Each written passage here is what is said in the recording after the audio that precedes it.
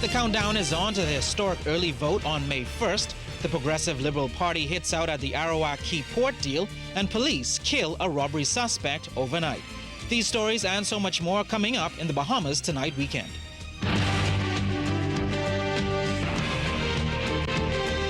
Covering the islands of the Bahamas, ZNS Network presents The Bahamas Tonight.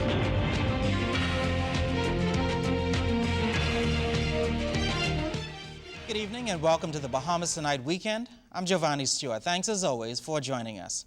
The country's expanded early voting process is literally just days away ahead of the May 7th general elections. The countdown is on for the first stage of the voting exercise scheduled for this coming Tuesday. And officials are burning the midnight oil as they prepare for the advanced poll in which thousands are expected to vote. It will be historic as for the first time voting will take place in a number of countries where Bahamians live, study and work. Carla Palmer reports. Parliamentary Commissioner Errol Bethel and his team are working around the clock, he says, to ensure that everything is in place for the upcoming general elections just 9 days away. Well, even before that, there's the advanced polling this coming Tuesday that he and his team must prepare for, and he says it's all coming together. We have a lot of work to be done in terms of getting the staff in place, in terms of identifying polling places, making ready the ballot booths and all that type of thing, getting training done for our staff. There's quite a bit of work to be done, and that is ongoing. Of the 172,128 eligible voters registered, 7,800 plus are expected to vote in the advanced polling. Among them, police and defense force officers, parliamentary employees, embassy personnel, students overseas, and other people who made their initial application. This means the advanced polling will take place for eligible Bahamians in the United States, United Kingdom, Canada, Jamaica, Barbados, and Trinidad. We have two central locations in New Providence, and those two locations are the Candlelight 6 Gym and the College of the Bahamas at the Hotel Training Center. At the Candlelight 6, we will have Ben and Grantstown, Centerville, Angleton, Fort Charlotte, Fox Hill, Golden Gates, Marathon, Montague, Nassau Village, Pinewood, South Beach, St. Anne's, and also we will have at that location 3 other islands will go there: Cat Island, Long Island, and Maikal. In addition to that, we will have at the College of the Bahamas, Bamboo Town, Carmichael, Elizabeth, Garden Hills, Golden Isles, Killarney, Mount Moriah, Seabreeze, Southern Shores, Tall Pines, and Yamakroa. And of course, all of Grand Bahama will go to the Foster Pestina Center in Freeport. Eligible voters are reminded to bring their voter's card. The polls open promptly at 8 a.m. and close at 6 p.m. Carla Palmer, ZNS News. Well, the Free National Movement campaign machinery is in the northern Bahamas tonight. The FNM held a rally in Bimini earlier today, where party leader, Prime Minister, the Right Honorable Hubert Ingram, again reiterated his government's moratorium on the issuance of licenses for oil drilling in the Bahamas. Following the environmental disaster in the Gulf, my government put in place a moratorium on the grant of permits and licenses related to oil drilling in the Bahamas. We explained at the time that until we are fully satisfied, all necessary and appropriate regulations are in place, and until we are fully and competently in a position to regulate such activity so as to protect our environment and that the world's oceans beyond from harmful and risky activity in our country and in our waters, no further permits or licenses would be approved by the government. We are not now in a position to regulate and oversee oil drilling operations in our waters. Hence, there will be no oil drilling in our waters under the FNM until we are in such a position. And it doesn't matter who their consultants are. Progressive Liberal Party leader, the Right Honorable Perry Christie, has asked Bahamians to take a closer look at the Arawak Key container port deal amidst its billing as a benefit to the public and the end of a monopoly.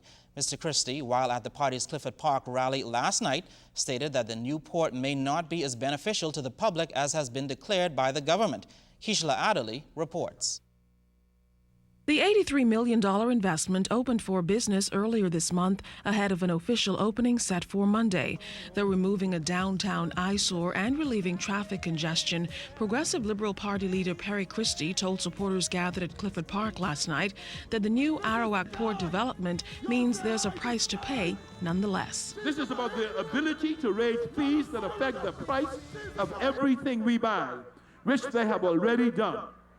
The tariff structure they've imposed has already made Nassau one of the most expensive ports in the Caribbean. In fact, a leading shipping company is saying that they've never seen such fee increases coming all at once. Those fee increases are going to hurt all of us. Bahamian companies, suppliers, retailers, consumers, all of us.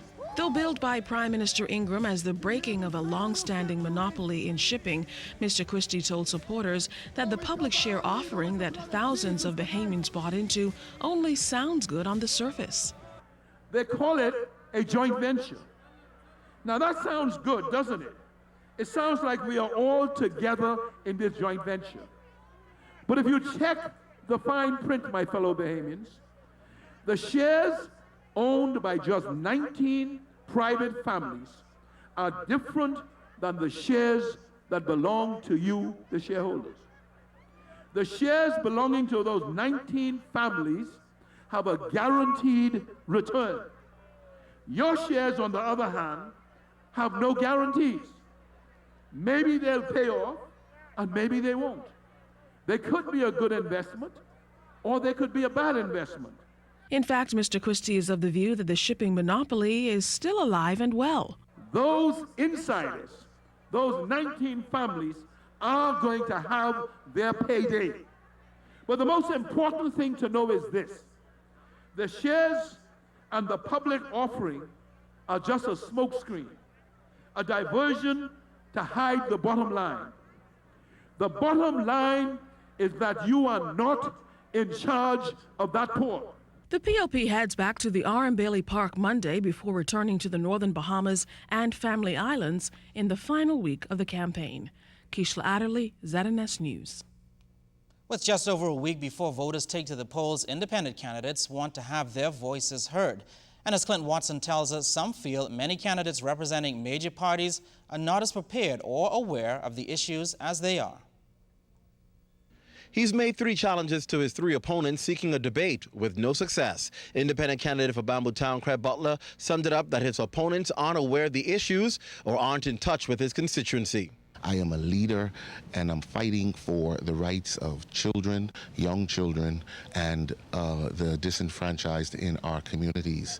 This is very important. We need to make a difference now, okay? We cannot keep on doing the same things, Mr. Watson, that we've been doing now for the past 20 or 30 years. It is time that this country has a paradigm shift.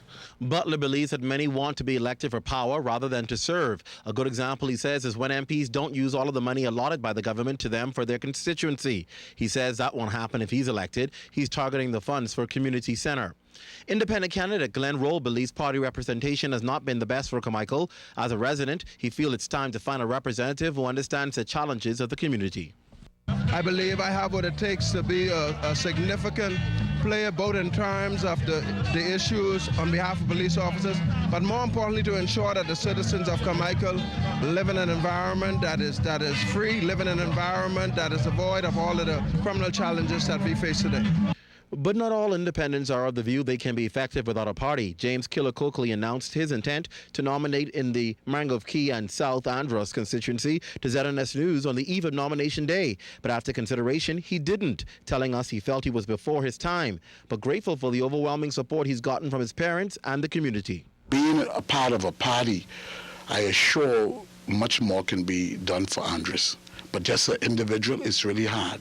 And I want Andros to go forward. I love Andros. I love the people of Andros. And I feel like Andros deserves the best. And for that reason, I supported Bossfield and Piceville with 100 support. And I told my supporters, go in every way you all want to go on and support whoever you all want to support. Clint Watson, ZNS News. Still to come, a robbery suspect is shot to death. We'll tell you more when the Bahamas Tonight weekend continues.